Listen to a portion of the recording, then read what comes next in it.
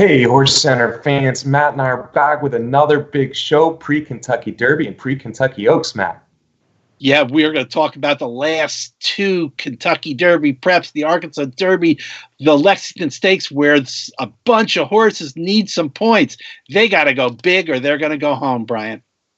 They do need points, Matt, but some of our top Kentucky Derby horses are running at Oaklawn Park and even at Keeneland for the Lexington Stakes as well. We're going to talk Kentucky Oaks as well right here on HorseCenter. Watch it now.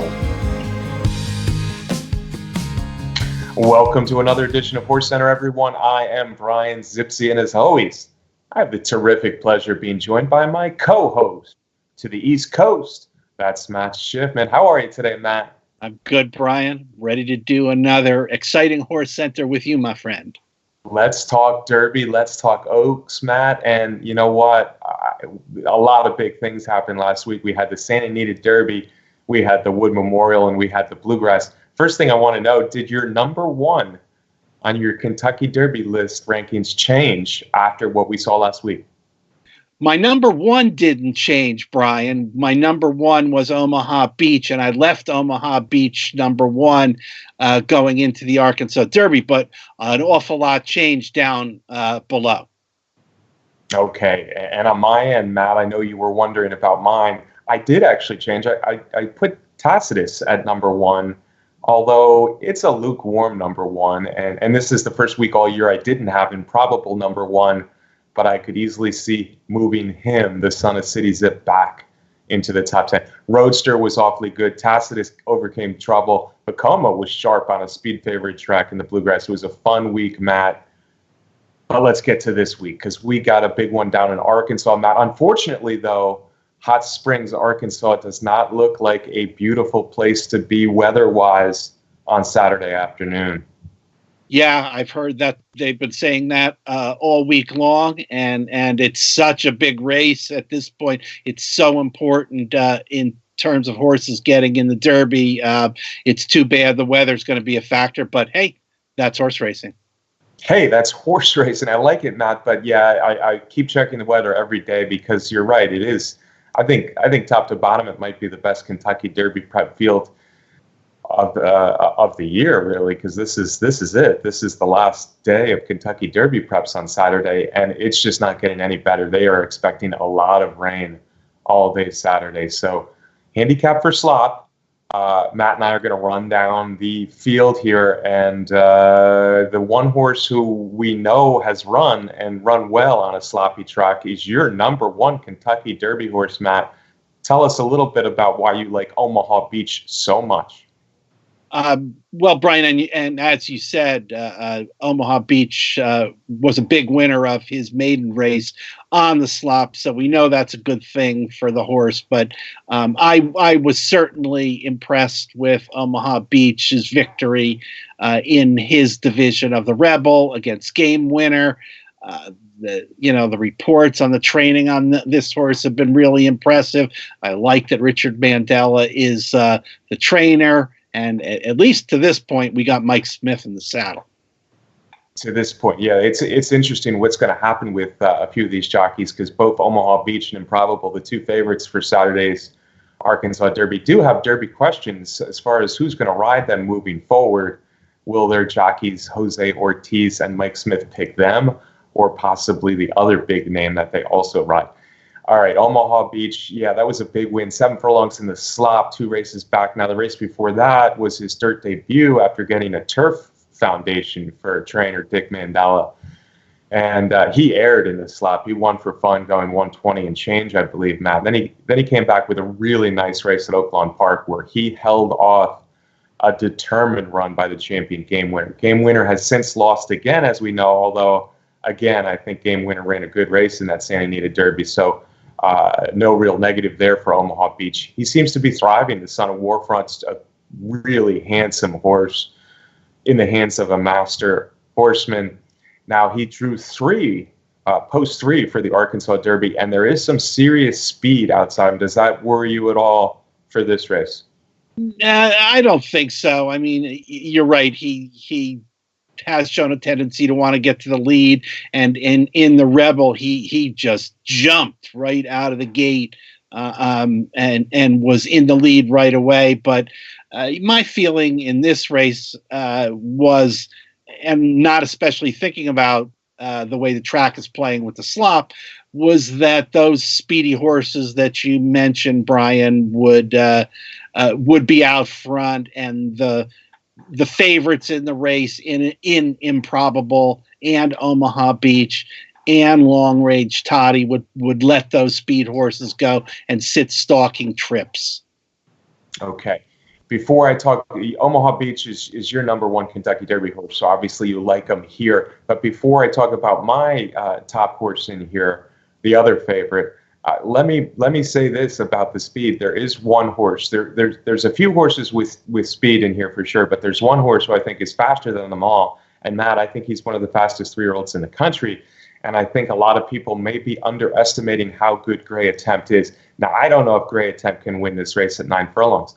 The son of Gradar might like the slop, though, and if he gets out there and Omaha Beach especially does not pressure him too much early, I could see Gray Attempt running a big race. He's coming off a 6-furlong sprint, which is an unusual way to prepare for the Arkansas Derby. But Jinx Fires has been around, and he knows his horse. And Gray Attempt is more than just weak speed, at least for me, in this Arkansas Derby. Let me run back to Improbable now. Improbable gets a jockey change, Matt. He goes to Jose Ortiz. I think he needed that race. His first loss came in the Rebel, the other division, where Long Range Toddy surged late and nailed him at the wire. I think that was a race that he needed. I think there was a few reasons, including a little bit of a wide trip and maybe a little bit of relaxing once he got to the lead in that race. So I expect a better effort. I don't know that he'll love slop. City Zips can run on wet tracks, but he's never been on one before. Yeah, and watching the replay of Improbable's division of the Rebel before the show, you could see coming down the stretch that it was either a combination of things. It was either a young Improbable getting to a comfortable lead and relaxing, or it was his rider thinking they had a comfortable lead and relaxing. Whatever it was in there, Improbable got surprised by the charge from Long Range Toddy, and I think that appearance allowed Long Range Toddy to get to the lead.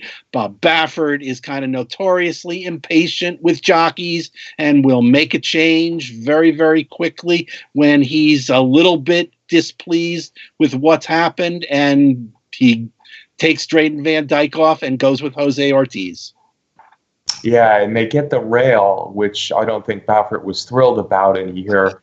And that could make life a little bit tougher for him. Maybe not. He seems like a horse who can sit third or fourth very easily. So he'll need a trip in here. It seems like Omaha Beach might have a little bit more speed in the past performances than Improbable. But on the other hand, I have a feeling Omaha Beach is a tractable horse as well. So we'll see. His Gray Attempt is sure to go out there, and then with maybe another one or two, and then Omaha Beach and Improbable. We'll see what kind of position Jose Ortiz and Mike Smith can get down there on the inside, stalking probably the leaders. You called it Improbable's division. I could call it Long Range Toddy's division of the Rebel map, because the son of Take Charge Indy, who's been a consistent winner, a consistent horse who's run well, had some trouble in some of his losses earlier this year, put it all together late in the Rebel. And that was another strong race, his best yet. Why don't we like Long Range Toddy in here as the third choice coming from an outside post position, which might actually help? I didn't say that I didn't like him in there, Brian. I've got tons of respect for Long Range Toddy in here. He's clearly one of those kind of horses that the Asmussen barn has a way of getting better and better with racing on the track. Not out shooting fast workouts, going 6 furlongs, but from racing, and we've seen this lots of times with fillies and with guys from the Asmussen barn. I think starting all the way on the outside, is a little bit of a disadvantage for long range Toddy, but I wouldn't be surprised to see him swing in and save ground as he's done frequently. Yeah, he's done that quite a bit, Matt. It'll be interesting to me. I think he's behind Omaha Beach and Improbable early in the sloppy track. I don't know if I love that, but if it's a fast pace, which we kind of expect here, it might help him, and it might help him being on the outside of all that speed. Certainly a horse to respect. I kind of do expect Improbable to beat him. I think Omaha Beach might have more reason to move forward as well. So long range Toddy can be no better than third on my list, but an awfully nice horse to be third choice here in the Arkansas Derby. Then we talked about Gray Attempt a little bit. There's also the nice California bred Galilean, but I think we need to talk about the Longshot I think we both like in here a little bit, and that's Country House. Country House really kind of hung pretty badly last time when fourth in the Louisiana Derby. He did not do much running the last 3/16 of a mile that day. A well-beaten fourth in the Louisiana Derby. But we both think the Bill Mott-trained son of Looking at Lucky might have still better days ahead of him. I agree with that, Brian. That was certainly the case for this lightly raced colt. And going into the race, going into the draw, Brian, for that matter, I was not going to be picking Country House as a contender in here. But I'll tell you what, when I saw the rider change to Joel Rosario, I changed my mind, because I think Joel Rosario is the perfect jockey for Country House. Joel Rosario does some of his best rides with closers coming from off the pace. He's worked magic a lot of times from the back of the pack. And Joel Rosario is a strong rider. And I think that is something that Country House could benefit from. I didn't like the ride that he got last time when he was put into the race early and then was asked to make another run. That didn't fare well. I think Rosario, with his strength and his keen judgment with closers, is a perfect fit for Country House, who now I like a little bit and consider to be a live long shot in this race. Yeah, I think he's our top long shot as a pair here on HorseCenter, Matt. He's actually listed as the sixth choice on the morning line. He's 12-1, and I like him quite a bit better than that as well. Listen, we're talking about a fast pace with Gray Attempt, some other speed horses, Improbable and Omaha Beach, worried about each other, not wanting to drop too far back. Even long range Toddy will be ahead of him early. I think Rosario gives him a more patient ride than he got in the Louisiana Derby, as you kind of intimated there. Looking at Lucky, we've seen sons of Looking at Lucky run on wet tracks. So, we don't always gravitate to horses who want to come from well back on a sloppy track. But if we're talking about a real fast pace and a horse who's bred to handle the slop, he's got a good workout over a wet track, Country House, live long shot. Matt likes Omaha Beach best. I like Improbable best, but we agree on the long shot in here. Country House. By the way, Matt, long range Toddy is really the only horse who secured a berth for sure. Omaha Beach maybe. Improbable needs points, and Country House need points. It might just be a third that gets them enough points, but there's something big to play for here with the points going into the Kentucky Derby. Yeah, long range Toddy is the only one that's in. I guess Omaha Beach, who's sitting in the number 19 spot right now, could get lucky and still get in the field depending on how things play out. But yeah, this is a race where they got to go big or they're going to go home. Yeah, and if they don't go big in here, probably we're not going to be talking about them as Kentucky Derby top threat anyway. So maybe it'll all work out in the end where the points go to the right horses and the right horses get in the Kentucky Derby coming from Oaklawn Park. Now, the Lexington Stakes, meanwhile, the same afternoon at Keeneland up here in Kentucky, only offers 20 points to the winners, eight points to second place. So with none of them assured a spot in, it becomes really important, and maybe only the winner And only the winner, if it's a couple of horses, is going to get the Kentucky Derby. It's possible that the Lexington produces no Kentucky Derby starters. But I think we're going to see one of the top favorites win this race, because I really do like the horse coming from Northern California, the son of Scat Daddy. His name is Another Twist of Fate, Matt, and he's coming from Golden Gate Fields by way of Sunland Park to the Lexington in order to get enough points to run in the Kentucky Derby. Yeah, Brian, Another Twist of Fate, of course, first came on the scene with his wins at Golden Gate in the El Camino Real, where he picked up 10 points on the Derby Trail. And then in the Sunderland Derby, he first time on the dirt or actually second time on the dirt, but first time after his winning streak at Golden Gate. Ran a little bit differently. He'd been a front runner on the artificial surface, sat off the pace a little bit, and then coming down the stretch, unleashed a big run, closing steadily, grinding it out, and just missing the win spot behind Pletcher's Cutting Humor in here. He's got 30 points, so the 8 points for second could help, but the 20 points for the win will get him in. I don't think you're the only one out there that I've seen who's a fan of Another Twist of Fate. Oh, I like him a lot, Matt. He's right now, he's my top Kentucky Derby long shot, because I see him listed at 30-1 or more. And yeah, I really do like him. I like everything about him. I like how good he looked before he ever ran in a stakes race at Golden Gate Fields, dominant in the El Camino Real Derby. And then he had a lot to prove at Sunland Park. Can he win from not having a lone lead? Can he win on the dirt? And despite not winning that race, he showed me a lot. I thought he was clearly the best horse in the race, Matt. He was between horses and they were going hard early. He came back out of that squeeze. He relaxed a little bit early, but then he had to wait for room. Then he had to go around horses when Cutting Humor got the jump on him, and he really ran the entire stretch big. I think he's a horse getting better by the week.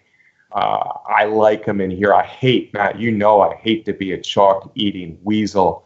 But Another Twist of Fate, I think if he runs his race, he's just the best horse in the Lexington. Now, the other horse in here who could jump right into the Kentucky Derby with a win comes from the Keith Desormeaux barn, who's had a lot of good 3-year-olds in recent years. His name is Sueno. Been consistent, knocking on the door in consecutive stakes races all around the country. Last time he showed a little bit more speed than we were used to, and he finished third in the Louisiana Derby. Now we see what he can do in Lexington. One last chance to get another Desormeaux runner into the Kentucky Derby. Yeah, and we liked Sueno going into the Louisiana Derby, and that third place finish was certainly nothing to be ashamed of. He's got 28 points, so he's got to have the win to get into the Kentucky Derby. But I agree with you, Brian. I think with all the different ways that Another Twist of Fate can run, got tactical speed, and then he showed the closing kick. I think he should be able to control the Lexington Stakes. Yeah, and Keeneland, Saturday Bluegrass Day, was really a speed favoring track. We don't know if it's going to be the same or similar on this Saturday, but Another Twist of Fate has the speed to go out. He has the speed to stalk. That's an advantage, and I certainly do like him better than the second choice, Sueno. Now, there is speed in here again, Matt. Zenden has really flashed a lot of speed recently, whether it be a sprint race at Gulfstream Park against Carl Paul, or whether it be the Tampa Bay Derby. Zenden is a nice speed horse and very fast. Nick Sko, of course, is in here trying to turn around his losing streak, but another horse with speed. So there is speed for Another Twist of Fate to worry about. Hopefully he can stalk again. With all that speed, maybe Harvey Wallbanger bounces back. Harvey Wallbanger won nicely down at Gulfstream 2 starts back, but then really never got a chance, I guess you could say, in the Florida Derby with Maximum Security just coasting on the lead. He's the only one that I see maybe as a bounce back threat in the Lexington. Yeah, and that certainly could happen, but his performance in the Florida Derby didn't sit well with me. He's only got 10 points on the Derby Trail also, so I don't think a win is even enough for him to make it on the first Saturday in May. Yeah, the Harvey Wallbanger from the back of the pack, maybe Zendon from the front of the pack could be two threats to the favorites. But Matt and I are both on another twist of fate. Sorry to go with the favorite in that one. Hey, Matt, let's jump around a little bit. We've been talking so much about these Derby horses. Let's talk a little bit about the fillies. I think we have to start when we're talking Kentucky Oaks about the California filly for Simon Callahan. That, of course, is Bellafina. Bellafina is undefeated in 3 starts this year, Matt, including a dominant win in last weekend's Santa Anita Oaks.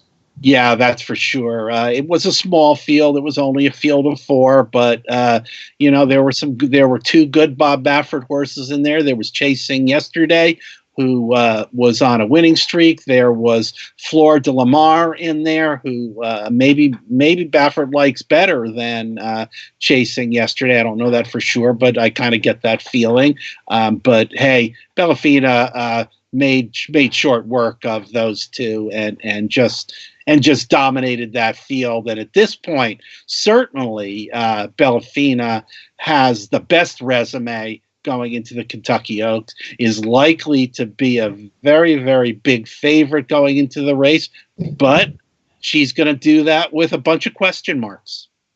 Yeah, there are some question marks. I don't know if I'd go as far as a bunch, but she's only won out in California. Of course, her one trip east was to the same track, Churchill Downs, last year, and she didn't fire his best shot. There were excuses, perhaps, but she was a well-beaten 4th in the Breeders' Cup Juvenile Fillies last fall. So, yeah, Bellafina, even money proposition against 13 others in the Kentucky Oaks. She looks like the best right now, but there's reason to think that she could be beaten again. Fleur de Lamar was Baffert's lightly raced horse who ran second in the Santa Anita Oaks. I'm not going to jump there after seeing how easy Bellafina handled her, but maybe looking at one of the other preps. The Gulfstream Oaks was a few weeks ago. Champagne Anyone held off Dunbar Road. Dunbar Road's a horse that's interesting to me for Chad Brown, but she's only had 2 races. It'll be interesting to see if Dunbar Road can make it to the Kentucky Oaks with only 2 starts, but she's obviously got a lot of talent. Yeah, that's for sure. And once you get below Bellafina, and if you're the type of person who doesn't want to play an even money shot in a field of 14 in the Kentucky Oaks, then it's a wide open proposition, and you're going to be looking easily at finding horses with that are offering good odds. Yeah, and some of those horses with decent odds will come out of Saturday's Ashland, Matt, which I saw at Keeneland. And Out for a Spin, of course, speaking of good odds, won that at odds of over 50-1, a lightly raced Dallas Stewart filly who was making her stakes debut, and she looked good on or near the lead. She stalked Jaywalk, I guess, just off of Jaywalk. She put her away, and then she outgained Restless Rider to the wire. So it was a nice win, and maybe she can replicate that again. Restless Rider, though, she hadn't been around for a while, and this was her first race back, and she was fighting a speed bias. She chased the speed early and just came up a little short lately, but maybe Restless Rider is the most likely horse to unseat Bellafina atop this division come Kentucky Oaks. Yeah, and I guess if that was the case, if there was a speed bias, maybe that explains the lackluster performance of Chocolate Kisses in there, who I like going into that race. Who, if the track was playing against closers, that could be an excuse for that one. But we'll have to see as we get closer to this race. Yeah, the track was clearly favoring speed that day, no doubt in my mind, Matt, and that doesn't speak well for the champ, Jaywalk. She's now 0 for 2 this year.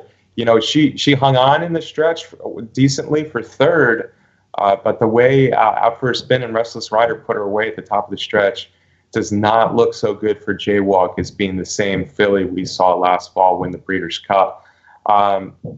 Another one I think we got to talk about, and I realize as we're doing this, we're talking about a lot of horses who like to be on or near the lead. The next one I want to talk about is Serengeti Empress. She's coming out of the Fairground Oaks, Matt. She ran horribly that day. She finished 7th by a long way back. But, of course, we found out after the race that she bled. She bled through her Lasix. We're hoping that she gets to the Kentucky Oaks 100%. But I think on her best, she's also one of the big threats to Bellafina in the Kentucky Oaks. There's no question about that, Brian. On her best, she's a monster when she gets out onto the lead. But I'm a little dubious about a horse that bled through Lasix. And folks, it isn't as simple as just saying, oh, well, they can increase the dose of the Lasix, which they can. The bleeding does there, along with it, there is a little bit of, irritation that happens to the respiratory system and some healing that has to take place. And to me, it sounds like the Oaks would be a little too soon. So we'll have to see if Tom Amoss has her ready. That's true. Other preps we've seen recently, Matt, include the Gazelle out at New York. And I guess you saw it up close there. It really was a race without pace, and Always Shopping was able to get the job done against Positive Spirit. Always Shopping, an improving well-bred filly for Mike Rapoli. What do you think of the Gazelle fillies? I wasn't wowed by that field. Like you said, Always Shopping is clearly a horse that's getting better. But both of her big wins on the trail to the Kentucky Oaks did happen at Aqueduct, and so she clearly likes that track. I don't know. I wasn't wowed by either Always Shopping or Positive Spirit, who also clearly likes the Aqueduct racetrack, and she comes from the barn of Rudolph Brissett. Yeah, and Matt, we have one more Kentucky Oaks preps that's happening this Friday, I guess, at Oaklawn Park, and we have the Fantasy Stakes there. There's a bunch of fillies in there who have shown a little bit where maybe if they pop up, they can become major Oaks contenders. Motion Emotion, Brill from California, Oramora for Todd Pletcher, Oxy Lady has run at least one big race, so we'll see. No big names in the fantasy, although Motion Emotion is the favorite. And if she does get in the Kentucky Oaks, she would add a whole lot more speed. So I'm thinking this might be a long shot opportunity for a rallier, Matt. I'm thinking Espresso Shot, who had no pace in the Gazelle. Maybe Geltrin, who's been away since her upset win in the Devona Dale. But right now, it certainly looks like Bellafina against the field on Kentucky Oaks Day. Yeah, we certainly don't want to ignore a Street Band who won Fairgrounds Oaks for Larry Jones. Jones has a way with the 3-year-old fillies. That's right. With Serengeti Empress not running that day, Street Band was better than Leora. So we expect to see them in the Kentucky Oaks as well. We'll talk more about this Kentucky Oaks as we go, but that's a little early look from your friends here at HorseCenter. Folks, we hope you enjoyed the show. As always, we appreciate you watching. Hey, Matt, can I get a closing shot from you? Just over 3 weeks away from the Kentucky Derby. Sure, Brian. After this weekend, we'll have a few more shows before the Derby, and those pre-Kentucky Derby shows, those are some of my favorites when we get to talk about the field and what our wagers are going to be. So we'll look forward to seeing all you HorseCenter fans for those big shows. And as always, I want to thank our producer, Brett Workman, for putting together the show. Oh, yeah, Matt. We'll be getting plenty down in Derby the next 3 weeks. Thanks to Brett. Also, thanks to our sponsor, the best contest site out there, Derby Wars. And, folks, if you haven't yet subscribed to the YouTube channel here on Horse Racing Nation, please do that now. And before we go, Matt, let's show the folks a whale of a big cap. It wasn't the best field in the world as far as Santa Anita Handicap, so the history of the Santa Anita Handicap goes, but Gift Box, McKinsey put on a show down the stretch at Santa Anita. Let's watch that as we say goodbye. See you next week here on HorseCenter. And they're off in the Santa Anita Handicap. McKinsey broke out beautifully, so did Prime Attraction, and Gift Box came away in the top flight too. Mongolian Groom is just behind them. Prince of Arabia immediately guided over to the rail, and Campaign is at the back of the field. By the stands for the first time. And the leader is Prime Attraction, going along at a very slow pace, leading by 1.5 lengths to Gift Box. McKinsey at the rail in third. Mongolian Groom is fourth, 4 lengths off the lead. It's a gap of at least 8 back to Prince of Arabia, who races on the inside of Campaign. Around the first turn they go, and it's Prime Attraction setting the pace by 1.5 lengths to Gift Box. McKenzie is by himself in third, another 4 lengths back to Mongolian Groom fourth. He is then 6 lengths clear of Prince of Arabia and Campaign. They're coming to the 5/8 pole in the Santa Anita Handicap, presented by San Manuel Casino. And Prime Attraction has been there every step of the way. Gift Box a half length back in second. Mike Smith keeping McKenzie off the fence in third, and Mongolian Groom is just inside of him. Now about 9 lengths back to Prince of Arabia and Campaign. Heading to the 3/8 pole, Prime Attraction still there. Gift Box a length back second. McKenzie and Mongolian Groom, there hasn't been any change. Campaign starts to pick it up just a bit on the outside of Prince of Arabia. 5/16 of a mile to go. Prime Attraction, Gift Box. Gift Box puts his gray head in front. McKenzie makes his move on the outside, taking second. And here is the match race. Gift Box and McKenzie square off in the big cap, and McKenzie comes right to him with a furlong left to go. Mongolian Groom is in third, followed by Prime Attraction. It's Gift Box and McKenzie in a showdown. McKenzie or Gift Box, nose and nose, neither one giving an edge. McKenzie, Gift Box or McKenzie, Gift Box! Gift Box a nostril over McKenzie. Then it was Mongolian Groom and Campaign, followed by Prime Attraction.